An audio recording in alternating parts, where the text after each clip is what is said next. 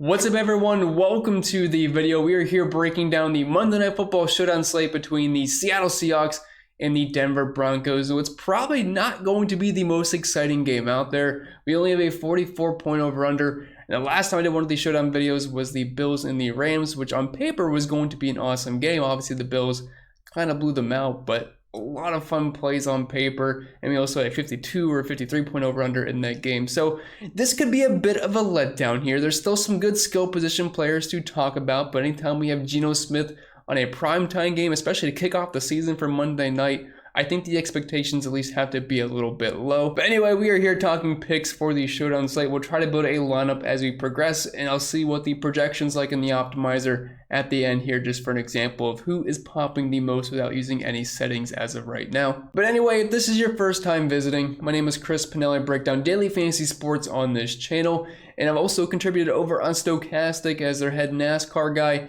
and also on the baseball side of things as well. So if you've seen my face before, that is probably why. And if you do end up enjoying today's free content, the only thing I ask in return is just something very small. But if you can leave a like on the video, subscribe to the channel if you are brand new, and hit that bell so you're notified whenever I post new content. And feel free to leave a comment down below saying whatever you want to say, because I have no control over you. But I guess every little bit does help in the YouTube algorithm, so I do appreciate it. And don't forget to check out the sponsor of the show, Prize Picks, because they do make these videos possible. And as of right now, if you are a new signing over there, you can use promo code CPEN to get advantage of that instant deposit match bonus up to $100. There's no strings attached. It is free money. Use it to your advantage, either using the link down below, head over to prizepicks.com. But I think that's it for the plug. So without further ado, let's get right into breaking down this slate. All right, so moving on to the quarterback position. And as always, if you do want access to the spreadsheet that I do preview for you guys for free on YouTube, link is down below in the description for that. There's projections, ownership projections, optimizer, Discord, cheat sheets, all that fun stuff. Link can be found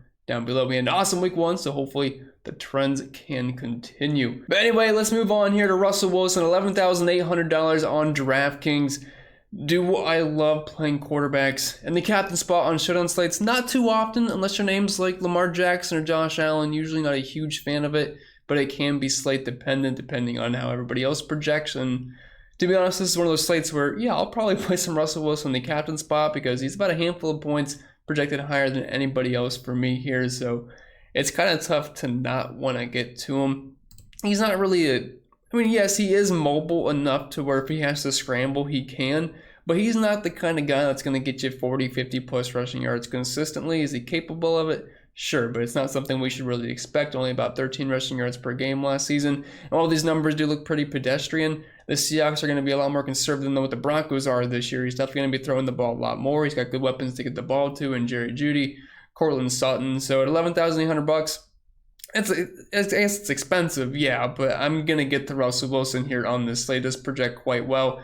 Looking at the numbers for the Seahawks last year versus the past, they were 26 DVOA and allowed the 13th fewest points per game in the quarterback position, but nearly 300 passing yards per game. So for Wilson, really not going to overthink this here. He'll more than likely be the highest home play in the slate, and that's probably going to reflect in my exposures as well. And I definitely want to get a lot of him in the captain spot, just because of the way how this slate projects out. And a lot of the skill position players on Denver, like, yes, there are some good ones.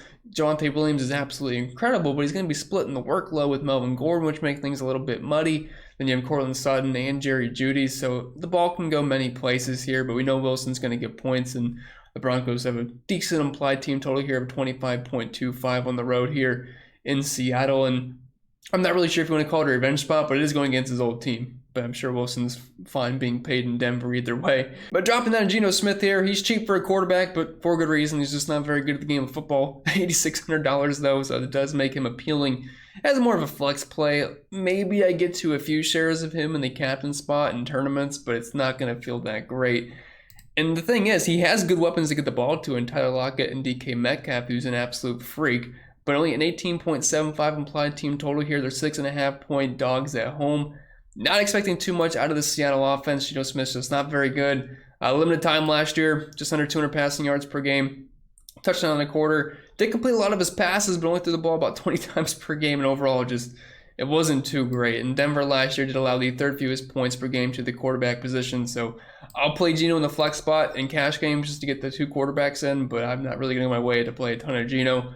But he is cheap. And if he tosses a couple touchdowns and gets you 200-ish yards, It's not bad at the price point. And moving on to our lineup here, the only thing I'm going to feel comfortable doing right now is just plugging in Russell Wilson. And he could go either way. I mean, I'm not going to just use Russell Wilson in the captain spot. I think he's going to be the highest owned captain, probably for good reason, and he's the most expensive, but I think we can make it work. So we're going to plug him in the captain spot.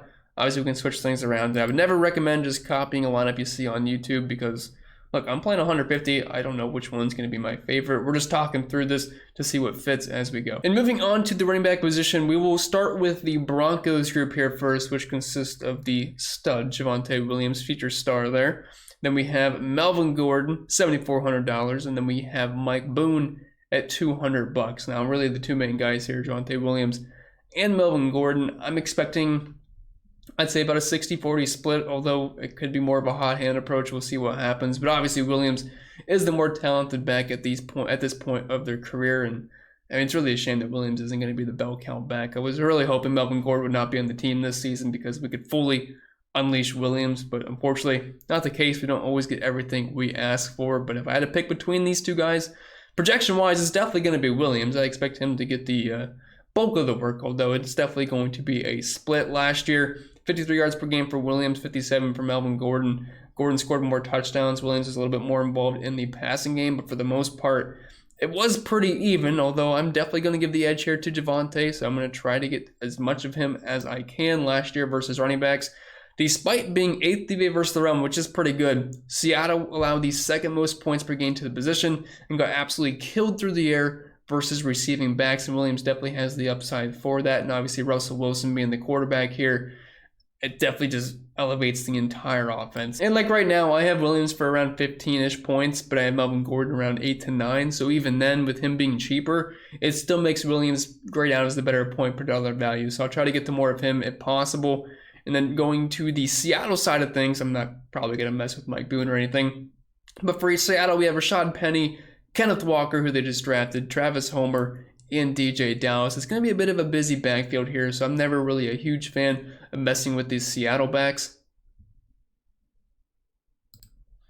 But Penny doesn't really grade out too bad. I have him for around 11 to 12 points. Denver was not the greatest run defense last year. They didn't allow a ton of points per game fantasy-wise, but they were 21st DVA versus the run. I just worry about a potential game script here where they are 6.5-point dogs at home with a pretty low implied team total. I really don't think I can count on Geno Smith getting them into scoring position too often, and I don't think we'll see Penny using the passing game too much. Now, it does look like Kenneth Walker will probably miss this game. Is dealing with the hernia, and he was a non-participant in practice, so if I had to guess, he probably doesn't play, but if he does play, it just makes things even more of a mess. But if he does end up being out, we will see Travis Homer and DJ Dallas end up getting some work, and they're cheap enough to where if the game script goes their way and we don't see too much Rashad Penny, these guys can just get some dump-offs here and there. That does make them playable with their price points, but a lot of these guys are really risky options because, the Seattle backfield, not that appealing, and plus, not expecting a whole lot of points to be scored from this offense either. Moving back to our lineup here, like I said, there's a lot of risky options outside of Javonte Williams, so we're just going to try to plug him in. He is expensive at 10-2, and that does leave us about $5,500 left per player, but I do think this is one of those slates where the kickers will probably become into play, so I think we can kind of get away with Javonte here. Although I could see a scenario maybe we take out Russell Wilson from the captain spot and we end up putting in one of these wide receivers instead to save a little bit of cash. And moving on to the wide receiver position, we have some pretty good names here. Unfortunately, half these guys are getting thrown to by Geno Smith, so it does limit their upside by quite a bit. And obviously, it's kind of funny that their old quarterback is playing in the same game here, but we'll start with the Denver Broncos group first, which consists of Courtland Sutton, Jerry Jeudy, KJ Hamler, who is questionable for this game coming off the ACL tear. He's been able to practice and play. We'll see what happens. And then we also have Montrell Washington. That could also be a factor here. But Courtland Sutton, Jerry Jeudy, these are your two big dogs. I think Jeudy is a little bit more playable at the $8,200 price tag because it's easier to fit him in, but both these guys are great plays, and obviously if you look at their numbers last year, poor quarterback play compared to what we're going to have with Russell Wilson, so you can bump all these numbers up in my opinion. Both had around a 20% target share. Courtland Sutton is more of the big play guy with his 36% market share of the team's air yards compared to Jerry Jeudy sitting at 23% and KJ Hamler at 22%. I should also mention that Tim Patrick, obviously he's going to be out, so that does open up some even more targets for these guys. But if Hamler does happen to miss, Washington is only $200. And that would certainly put him into play as the wide receiver 3 for the Broncos with Russell Wilson. But I like Sutton. I like Jeudy quite a bit. Both these guys are very similar plays, but for Jerry Jeudy, coming at $1,200 cheaper. But I do feel like Sutton has a little bit more upside, but I like these guys just about the same. But point per dollar wise, Jeudy will grade out a little better. And then for the Seattle Seahawks, we have DK Metcalf, Tyler Lockett as your two main threats here. And then after that, it gets a little bit murky. We have Marquise Goodwin, D. Eskridge, and a couple people that you're probably just not going to end up playing. Because even then, I don't feel great about the wide receiver 1 for the Seahawks, let alone their wide receiver 4 or 5 with Geno Smith throwing them the ball. Obviously, the talent is there with DK Metcalf. He's one of the best wide receivers in the game, just talent-wise and just raw athleticism. And then you have Tyler Lockett, who can always get open in a deep ball. The problem is you're not going to have those perfect rainbows from Russell Wilson being able to hit those here and there. You know, have Geno Smith throwing him the ball. So I'm not really too interested in Metcalf or Tyler Lockett. It's fine to get to them a little bit in tournaments, but I'd rather be overexposed to guys like Sutton and Jeudy than I would on Metcalf and Lockett because I trust their quarterback a lot more. But I should mention Eskridge at $1,000. I have him projected for a few points. Point per dollar wise, if you need a pump play, it's not the worst you can do. And moving back over to our lineup, I definitely have some interest in a few of these wide receivers. I would love to fit in Courtland Sutton if I play him. I have 4,200 left per player, which I know there's enough value to make it work, but if I do plug in Jerry Jeudy for this specific lineup, it saves me a little bit of cash, over $4,600 left per player. We'll see if we can fit them both. Maybe if you want to swap like a Jeudy with a Russell Wilson, that opens it up where you could play both of these guys. But as of right now, we'll just leave it at that, and we'll talk about some tight ends, defenses, and kickers, the most fun positions on the slate. And moving on to the tight end position, it's kind of funny. I feel like this whole game is just players that played on this opposite team, and now they're on the other team now. But you have Noah Fant, formerly a Bronco. He is now on the Seattle Seahawks. Unfortunately for him, he's a talented tight end. That's not unfortunate, but the unfortunate thing is he's got Geno Smith on the ball instead of Russell Wilson. So at $6,200, it's a bit much for the third receiving option in this offense. Like, the upside is certainly there. He's good, but Geno Smith is not, and I just don't really see them scoring too much. If he gets into the end zone, you might be happy with his output, but on yardage alone, I don't think Fant's going to be a viable play. So if you are playing Fant, you are basically hoping he gets into the end zone, which I'm not sure I want to take that risk too often at $6,200. I'll have some exposure, but he's not going to be a focal point in my lineups. Then you have Albert O here at $5,000 with Noah Fant's departure. He's going to be the tight end 1 in this offense, and looks a little bit more appealing because he's got Russell Wilson throwing the ball. There's going to be some more scoring opportunities, and we know the tight end can be used in this offense. So I think Albert O is fine, but again, probably going to have to get into the end zone to pay off this price point because yardage-wise, I don't think he's going to get there. Then you have a just absolute mess here with Will Dissly, Andrew Beck. Will Dissly, he'll get some snaps, but I feel like it's going to be more so blocking rather than being a pass catcher. But after Dissly, I don't think I'd want to get any exposure to these guys. Maybe somehow they get lucky with a naked bootleg goal line touchdown out of nowhere, but I don't really see it happening.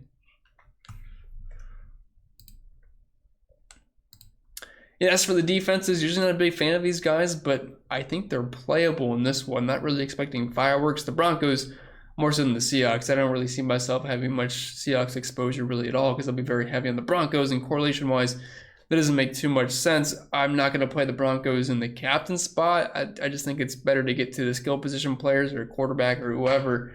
I just think more often than not, unless there's some defensive touchdowns or just maybe a ton of sacks or turnovers, which really you can't always count on.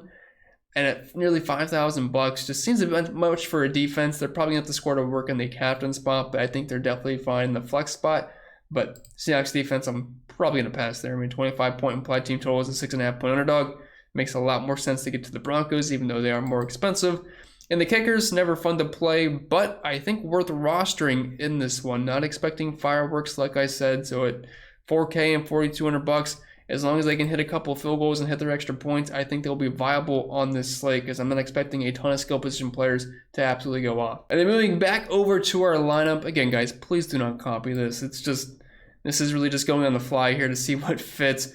Let's try to get in Geno Smith just to go the double quarterback approach. That would leave us $2,600 left per player. We're going to have to get a punt option. If Kenneth Walker's out, that puts a guy like DJ Dallas in play. That puts Travis Homer in play. But since I don't know that information right now, D. Eskridge is at least going to get some snaps. If he can get you a couple points, it's not terrible at $1,000. That gives you $4,300 left. And you could just pick your favorite kicker. Or if you want to go with a good one as a contrarian option, you can certainly do just that. But if you kind of take Russell Wilson out of the captain spot, it's gonna open up a little bit more. So if we put in Jerry Jeudy there at $12,300, that saves $5,000 in the captain spot. We plug in Russell Wilson, we plug in Cortland Sutton. We got the big four here from the Broncos with Jeudy, Williams, Wilson, and Sutton. And I know we can make this work, because if we just use one of these cheap guys, let's say a Walker is out and Travis Homer might get some dump offs in this game, that leaves me $4,900 left for the last spot. We can play the Broncos defense. We can play McManus. We can play Jason Myers. So obviously a couple ways you can go, but many ways to do it, as always, on a showdown slate. Like I did in my last video to finish it off, I just want to run the optimizer. 150 lineups here with no settings, no randomness. I just want to see who pops the most. As of right now with the projections, obviously, though I'm recording this on Sunday night, I've not yet got to run ownership or anything like that, and these are the first run of projections, so just kind of curious to see who pops up. And I finally got to crunch 150, and not really too surprised on what's coming up here. Now again, if you're doing 150 lineups, do not just run it without any settings. You need groups. You need to add randomness in there. You need to do a couple other things. Don't just run it raw like this. But I'm not surprised who's popping up. A ton of Jerry Jeudy in the flex spot. His price point's nice. We have a 100% cumulative of Russell Wilson, 51% in the captain spot. Just he's projected much better than everybody else in this slate. A lot of Geno Smith in the flex, which I get it. De-Escherich's is way too high. You have to trim that down. But overall, not really too surprised at who's popping up the most. With that being said, that's all I got for today's video. If you did find it helpful in any way possible, leave a like down below and subscribe to the channel if you haven't yet already. If you want to check out the extra content over on Patreon, link is down below in the description for that. Don't forget to check out these sponsored to show price picks. They do make these videos possible. And if you do sign up, make sure you use code CPEN because it helps us both out. But I wish you all the best of luck, and I will see you all next time.